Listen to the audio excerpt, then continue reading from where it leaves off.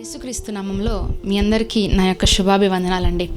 ఈరోజు దేవుడు మనకు అనుగ్రహించిన వాగ్దానం, క్రీస్తు మన పాపముల నిమిత్తము మృతి పొందెను. 1 కొరింథీయులకు రాసినటువంటి పత్రిక 15వ అధ్యాయము 3వ వచనము. ఒక రాజ్యములో సైనికులందరూ యుద్ధంకి సిద్ధంగా ఉన్నారండి. కానీ ఒపోజిషన్లో ఉన్న శత్రువులను చూసి వెనకంజ వేస్తున్నారు. గెలుస్తామో గెలవమో అన్న డైనమాలో వాళ్ళు ఇంక వీళ్ళతో మనం యుద్ధంకి వెళ్ళడం కంటే కూడా ఆగిపోవడమే మంచిదని అనుకుంటుంటే, ఇంతలో ఒక వ్యక్తి సైన్యం నుండి బయట వచ్చి నేనున్నానని చెప్పి కత్తి చేత పట్టుకొని వెళ్దాం రండి అందరము, వారి మీద మనదే జయం ఈరోజు అని చెప్పి వాళ్ళందరినీ ప్రేరేపించి యుద్ధం కొనసాగించాడంటండి. ఆ రోజు ఆశ్చర్యకరంగా యుద్ధంలో వాళ్ళు గెలిచారు. ఇలా ఆ వ్యక్తి ఉన్నన్ని రోజులు ప్రతి ఒక్క యుద్ధంలోనే గెలుస్తున్నాడు.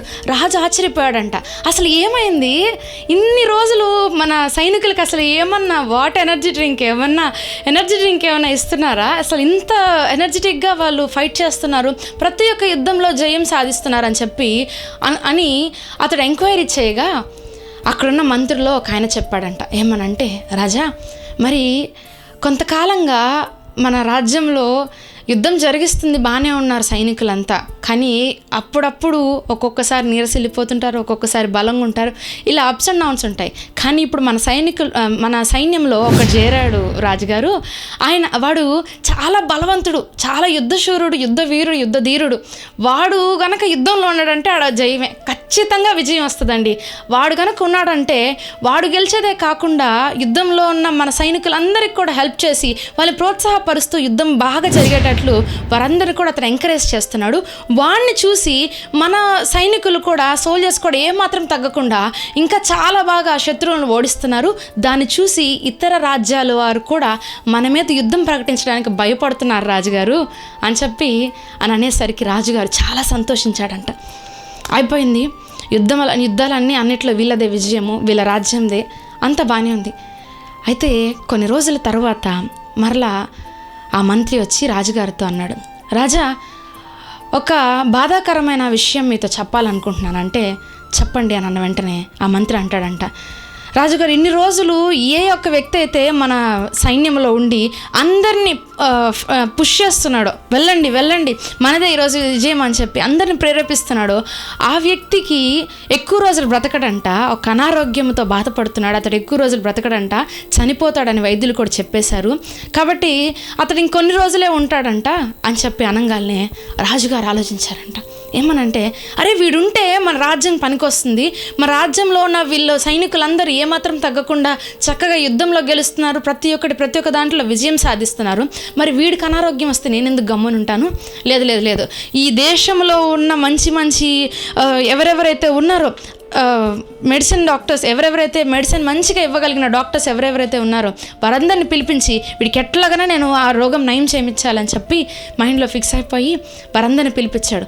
అందరూ వచ్చిన తర్వాత ఆ సైనికుడికి మొత్తం బాగు చేశారు. ఒక సంవత్సరం అయింది, కొన్ని నెలలైంది, కొన్ని వారాలైంది, కొన్ని రోజులైన తర్వాత ఆ సైనికుడికి ఆ రోగం మొత్తం తగ్గిపోయిందంటండి. ఇప్పుడు ఈ సైన్యం అంతా కూడా, ఈ రాజ సైన్యం మొత్తం కూడా యుద్ధంకి వెళ్ళిందంట. వెళ్తే కొంచెం నవ్వుచేటట్లే ఉంటుంది, కానీ నేను చెప్తున్నా వినండి. ఈ రాజ్యం అంతా వెళ్తుంటే ఓడిపోయారంట. రాజు అన్నాడు, ఏందబ్బా ఈసారి ఓడిపోయారు, ఏమైంది అని అన్నారంట. మరలా సైన్యంకి మళ్ళీ యుద్ధంకి వెళ్ళారంట, మరలా ఓడిపోయారంట. ఏమైంది అని చెప్పి మళ్ళీ రాజు ఎంక్వైరీ చేస్తే అప్పుడు అన్నారంట, రాజా, నువ్వు ఎవరికైతే బాగా అవ్వాలని కోరుకున్నావో వాడు ఇప్పుడు ఇంట్లో కూర్చొని టైంపాస్గా వాళ్ళ వైఫ్ అండ్ కిడ్స్తో చక్కగా ఆడుకుంటున్నాడు రాజా అని అన్నాడంట. వెంటనే రాజు కోపం వచ్చేసింది. వీడికి తగ్గాలని చెప్పి నేను ఇన్ని నయం చేపించి ఇంతంతమంది వైద్యుని పిలిపించి వీడికి బాగుండాలి, వీడు నా రాజ్యంలో, నా సైన్యంలో మొదటి భాగంలో ఉంటే నా సైన్యం గెలుస్తుంది, నా రాజ్యము అంతా బాగుంది కదా, వీడు ఎక్కడికి వెళ్ళిపోయాడు, ఎందుకు ఇట్లా తయారయ్యాడని చెప్పి పోయి కొంతమందిని పంపించి అతను అడిగితే అతడు అన్నాడంట, పొండయ్యా చాలు కానీ ఏమన్నారో, ఇన్ని రోజులు నేను ఎప్పుడు చచ్చిపోతానో తెలియదు కాబట్టే బతికిన రోజులన్నా బతికి అబ్బా దేశం కోసం చచ్చిపోయాడు రా వీడని ఉంటే నా పేరు ఎట్లన్నా చిరస్థాయిగా నిలిచివద్దని అనుకున్నాను. ఇంక నాకు రోగమే లేదు కదా, నేను ఇంకా బాగానే బతుకుతాను కదా, ఇంకెందుకు నేను యుద్ధం చేయాల్సింది, నా కుటుంబం ఉంది, నా భార్య ఉన్నారు, నా పిల్లలు ఉన్నారు, వీళ్ళు నాకు బాధ్యత, వీళ్ళు నేను చూసుకుంటే చాలే, దేశం కోసం చచ్చిపోయి ఇప్పుడు ఏం చేస్తాను మహా అంటే అని అన్నాడంట. చూడండి, ఇట్లనే నువ్వు నేను ఒక్క నవ్వటానికి బాగానే ఉంది, సేమ్ ఇట్లనే దేవుడు నువ్వు కూడా మోసం చేస్తున్నావు. నేను కూడా ఇట్లానే మోసం చేస్తున్నాం. ఏమనంటే దేవుడు ఒకరోజు విడవబడిన స్థితిలో ఉన్నప్పుడు, దేవుడు ఒకరోజు ఎటువంటి కనీసం వస్త్రాలు కూడా కొనుక్కునే స్థితిలో నువ్వు లేనప్పుడు, ఒకరోజు అన్నం తినే స్థితిలో కూడా నువ్వు లేనప్పుడు, దేవుని ప్రేమని నువ్వు వెతుక్కుంటూ వచ్చి వీడి స్థితిని నేను బాగు చేస్తే వీడు నా కొరకు నమ్మకంగా బతుకుతాడు, వీడి కుటుంబాన్ని నేను కడితే వీడు నా కొరకు నమ్మకంగా బతుకుతాడు, వీడి ఆరోగ్యం నేను సరిచేస్తే అందరు నిన్ను అన్నారు ఏమనంటే వీడు రేపో మాపో చచ్చిపోతాడు, వీడికి ఇంకా అయిపోయింది వీడి జీవితం అని అన్నారు. కానీ నా దేవుడు నిన్ను స్వస్థపరిచాడు కదా, నా దేవుడు నీకు బాగు చేశాడు కదా. మరి ఈరోజు నువ్వు నా దేవుడు నీ దగ్గర నుంచి అదే కోరుకుంటున్నాడు.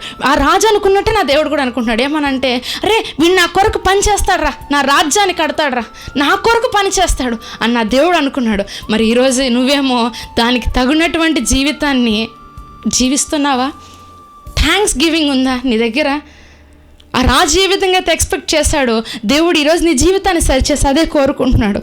ఏమనంటే వీడు బాగా అయితే ఈరోజు నేను బాగున్నానంటే అది దేవుని కృపనే కదా, ఈరోజు నా కుటుంబం బాగున్నదంటే ఈరోజు దేవుని కృపనే కదా అని చెప్పి దేవుడు నిన్ను క్షమించి ఈ స్థాయికి తీసుకొని వస్తే దానికి తగినటువంటి జీవితం జీవించకుండా మార్గం తప్పి జీవిస్తున్నావు. దేవుడు ఈరోజు నేను సరిచేయాలని వాక్యం ద్వారా మాట్లాడుతున్నాడు. నీ మార్గాన్ని మరలా సరళం చేసుకో, నీ మార్గాన్ని క్రీస్తు వైపు పెట్టుకో. నేను ఏ స్థితి నుండి అయితే ఆయన లేవనెత్తాడో ఆ స్థితిని మర్చిపోవద్దు.